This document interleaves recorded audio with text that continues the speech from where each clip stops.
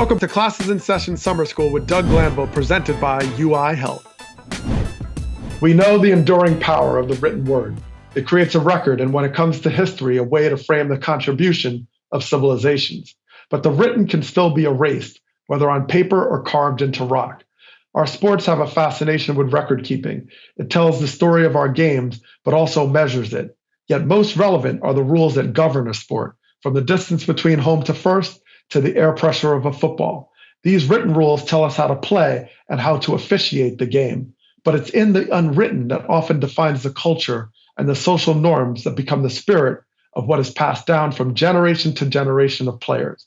Here we find the most debated aspect of sports, the unwritten rules, and how they are shared and ultimately enforced.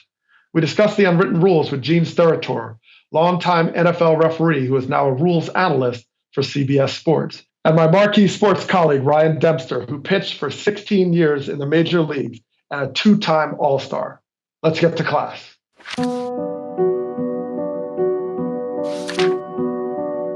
I learned from the world-renowned book The Alchemist by Paulo Coelho the Arabic word maktub, which the book translated as "it was written." We frequently saw it represent the concept that one's path is already determined. Fight it as we may, bend it to our will as much as we try, and it will just bounce back into place. One would expect this belief to create elements of frustration, since at its extreme, it can be taken to mean you cannot change much of anything. Yet when it comes to the world of sports, the most hotly debated set of rules are unwritten, determining everything from how to win with grace to the appropriate way to celebrate a home run. It appears sports, and baseball in particular, needs an Arabic term for "it was unwritten." The unwritten rules are the rules that need not be spoken into life. Pen need not touch paper. They are passed down seemingly by osmosis from generation to generation of athletes. Despite their similarity to cafeteria food and umpiring, in that we only notice them when they go awry, they are stabilizing forces in the social norms of sports. Do we run up the score? Do we hit that volley right at their head? Do we call timeout with that kind of lead? Do we lay down a bunt to break up that no-hitter? Like any set of social norms, they will be challenged quite often, especially by those deemed to be outsiders who scoff at their Neanderthal grudge-holding fervor. At times, they drip of cultural bias as their architects hail from a time of little diversity, yet they persist, battling attempts to change them at every turn. Given their slowness to adapt, they become woven into the fabric of the game itself. Just as we know the third strike means the batter is out, we know that a player who admires his own work by staring at it too long will cause someone on his team to get a fastball in the ribs. These rules are often at the heart of the intimidation tug-of-war to find out who may budge or back down. When these rules make headlines, it is often because of an extreme version of itself, but at the core, they regulate the same virtues we all try to embrace in our lives: respect, sportsmanship, honor, history, love, teamwork, etiquette. None of these principles of life are quantifiable, yet we expect them, strive for them, and honor them when a life is considered valued and rich. They are also governed in the quiet. Unwritten are the rules of family dinners, or opening the door for the elderly, or hugging your sister, or not leaving that last insulting swig of juice in the container.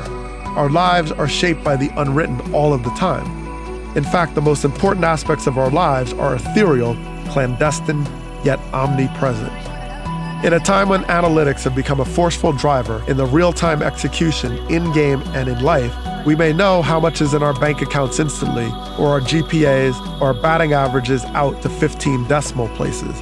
That certainly has meaning, especially in the world of relative success. But in the end, our humanity, the spirit of what we often most care about, lives in the shadows of the quantifiable, uncounted, invisible, yet infinite. Words may tell us a story, but in their absence and in between them, we find meaning. But who is unwriting them, and why?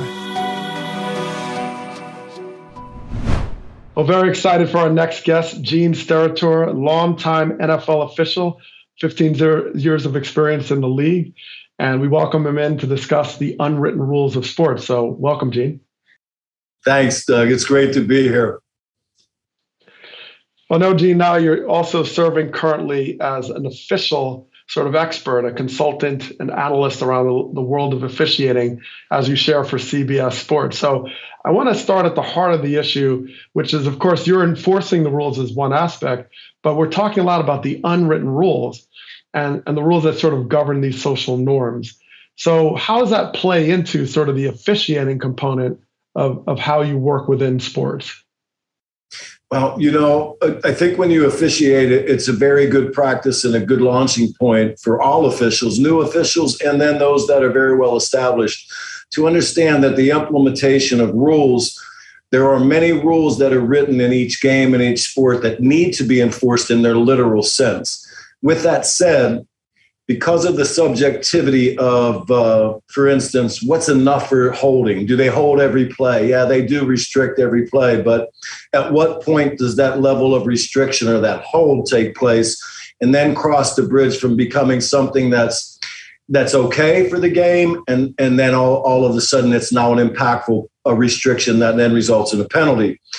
The majority of the fouls that happen in games and sporting events, they have this 5% of that gray area. And within that 5% of that grayness, that's where officials need to be able to be trained, and hopefully through experience and training, again, mentoring, they realize individually and then collectively as a crew that this is about where we draw the line to let the game play. If we refereed the game in its literal sense, then we would actually, believe it or not, probably be more disliked than we already are. No, that's fascinating, Gene, because I think about unwritten rules often from sort of a player point of view, but even within that, there's the sort of gray area of how you take the rules and apply that. So in this unwritten rule, do players have any bandwidth to sort of help shape that sort of gray area as you talked about, or the bandwidth by which the rules are enforced? Really, the truth is, and this goes from the team aspect, the players and the coaches aspect of how the game, it's how is the game going to be officiated today, right? Are you going to let us play a little bit? Are you going to really be really tight on these things?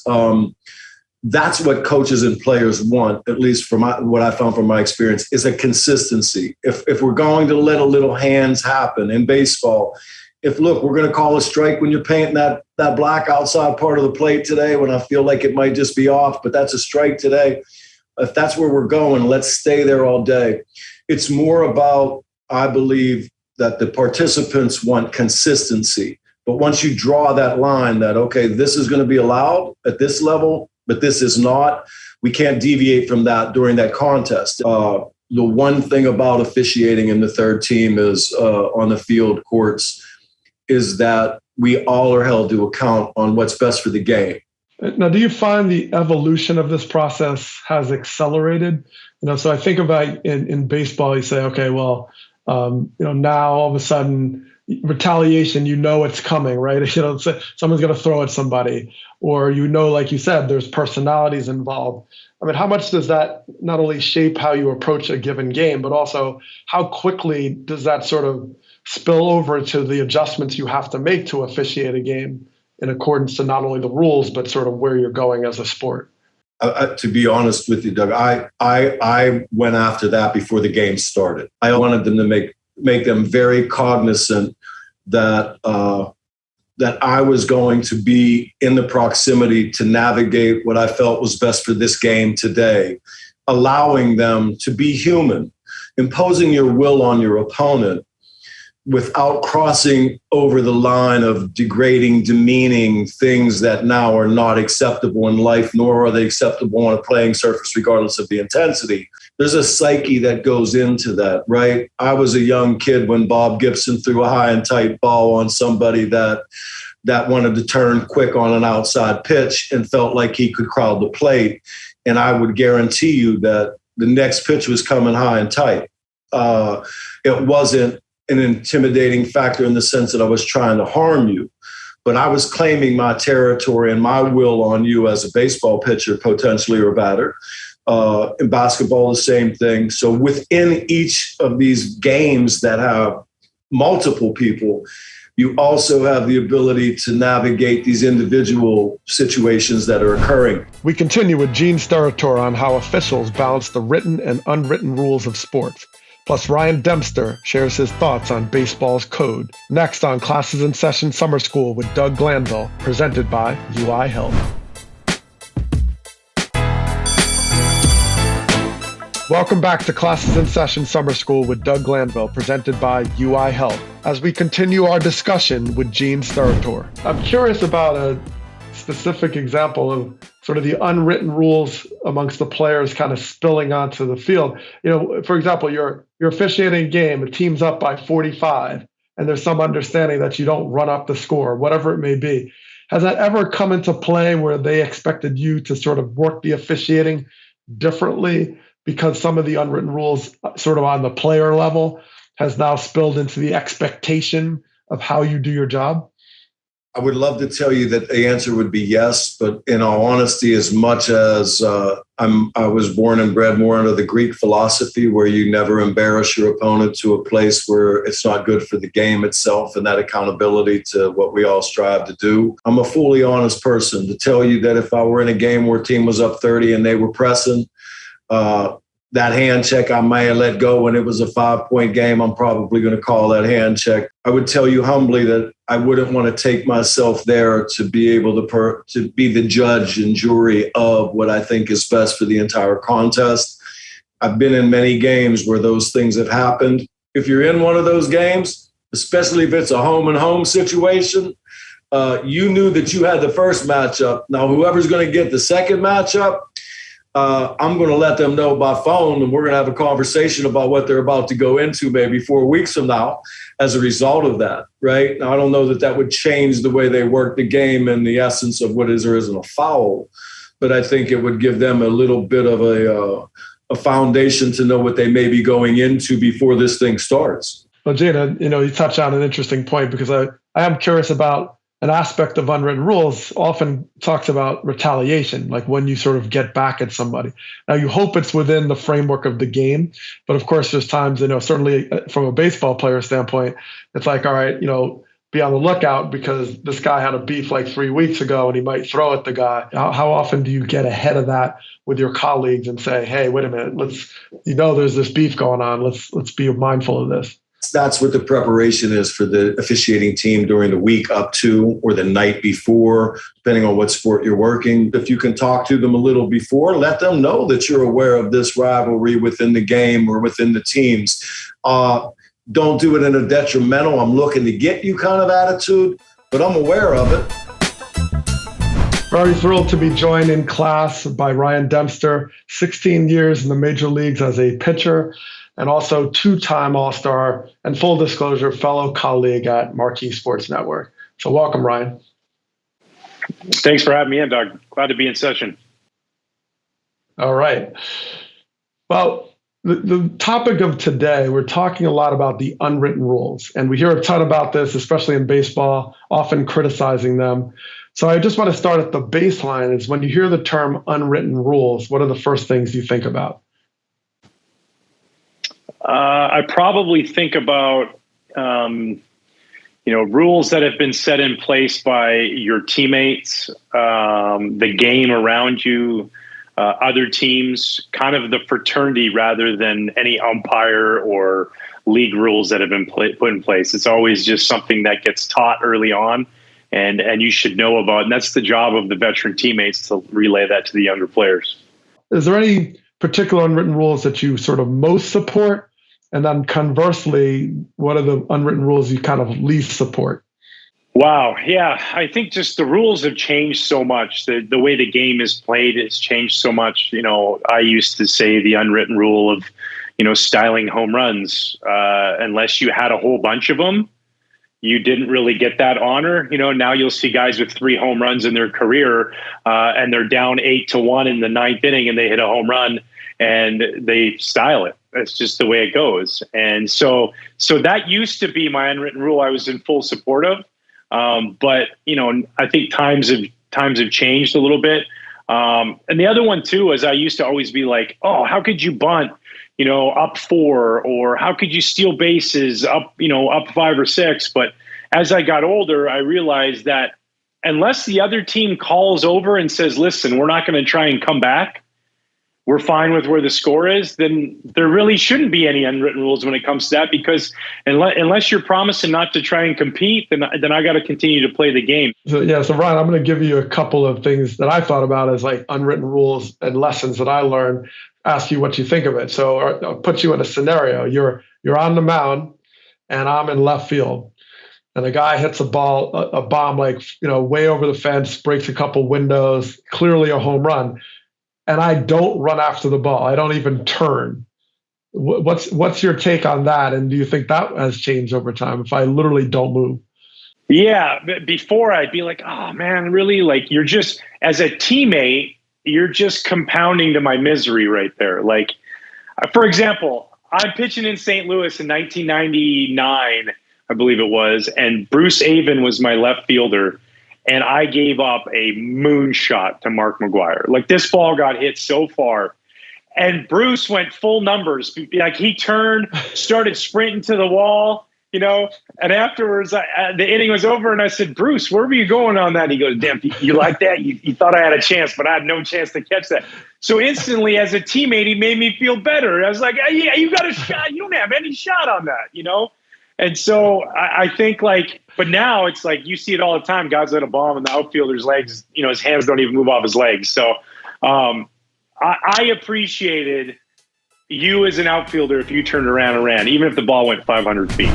Coming up, Ryan Dempster dissects the age-old issue of retaliation. We'll be right back on Classes in Session Summer School with Doug Glanville, presented by UI Health.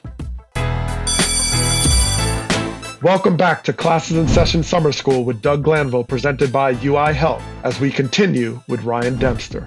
Now sometimes these rules involve retaliation. I think that's a lot of where the tension, right? You might have a beef with someone, but then they can really spill into something bigger. And often that's when you get the rules get the attention. Do you ever recall a circumstance where you felt like you had to defend a teammate that might have violated an unwritten rule against another team, but because he's your teammate, you kind of had to have his back? Do you recall being in that situation? Yeah, I do. Speaking of styling home runs, we had Preston Wilson was on our team in Florida, and P loved to hit home runs. Great teammate, played hard. You had his back, but he loved to hit a wall scraper that barely got over. Meanwhile, he's still in the batter's box watching it. And so Mike Lowell would hit behind him, and Mikey Lowell would be like yelling because he's getting thrown at and all this kind of stuff. So every once in a while, you had to dart somebody up on the other team because Mike Lowell's getting drilled for what Preston Wilson was doing in the batter's box. So, but that's part of being a good teammate. Definitely a lot was made when Alex Rodriguez had the big suspension and came back. And I want to see if I get this right, but maybe you can tell this story about he came back, and I think it was Boston, New York. You were pitching for the Red Sox. And, you threw at him or you threw towards him. So I wanted to understand, where that fit into the unwritten rules in your experience. And when I first signed with the Red Sox, kind of the seed was planted because one of my brothers was like, what you should do is the first time you ever face A-Rod at Fenway Park is you should hit him. And I just kind of was like, yeah, that'd be funny. Huh? I'd never pay for beer in Boston again. And then everything started to unfold that year with the suspension and, the appeal of the suspension. And it was like, hey, dude, at some point you just got to say, I did this, and I'm going to accept my suspension and move on. I'm not going to blame the union for not sticking up for you. So as that continued to go on, and then all of a sudden he gets to play and he's playing at Fenway, and I'm starting that Sunday night baseball at Fenway, I was just like, I'm going to throw a pitch behind it. I was trying to go behind his, either butt cheek or right in the butt cheek. And then I missed. I no way wanted to go at anybody's head or anything like that. I just thought about, I want everybody to know, including him, that this is on purpose and that enough is enough. And so my whole goal was, I didn't throw hard enough anymore. I wish I threw a little harder.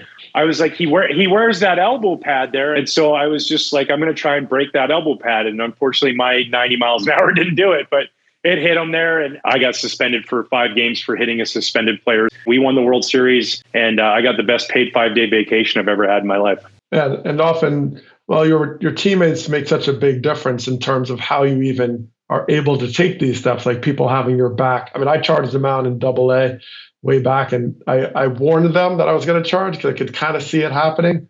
And then I was like, are you guys coming? But I'm wondering in those moments where, they always say, oh, well, nobody actually told me to do it, but I had to do it. Learning how to read those tea leaves, is that something that grew over time? I mean, what was it like the first time, you felt like you had to do something on behalf of some unwritten rule? Yeah, it was hard. It is hard because I would say I hit, I don't even know the exact number, over 100 guys in my major league career.